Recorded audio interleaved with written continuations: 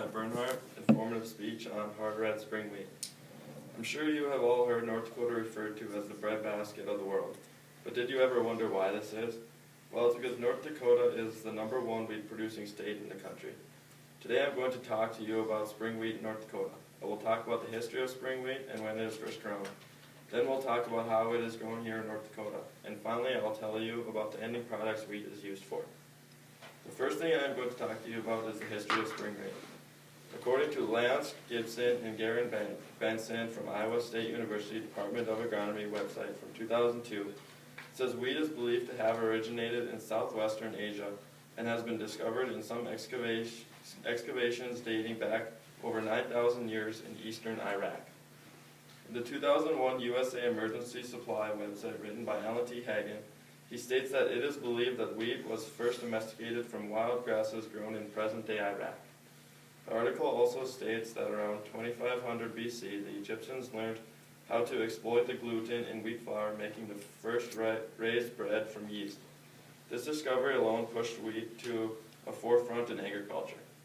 Wheat came to the Americas with Christopher Columbus and again by the Pilgrims in 1620.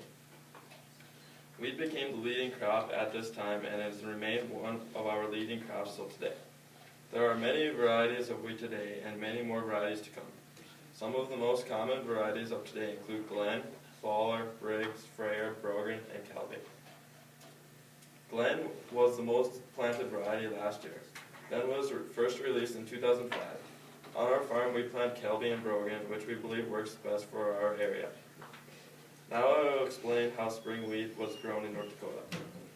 In an interview with Levi Bernhardt, a wheat farmer for 35 years, he said that spring wheat is an annual plant that is planted in early spring.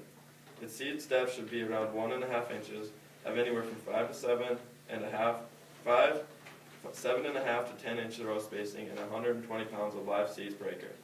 Kevin also said for best yields, the crops should be scouted throughout the summer so that pests such as weeds, insects, diseases identified can be sprayed with the right chemical. According to the Food and Agriculture Organization in the world by Wayne Jones in 1987, spring wheat will germinate in temperatures from 39 degrees Fahrenheit to 98 degrees Fahrenheit. Once the crop is out of the ground, it prefers cool temperatures. Spring wheat flowers when we have long days and very short nights. This is typically late June here in North Dakota. After flowering, it takes roughly 14 growing degree days to reach maturity, which is stated in the U.S.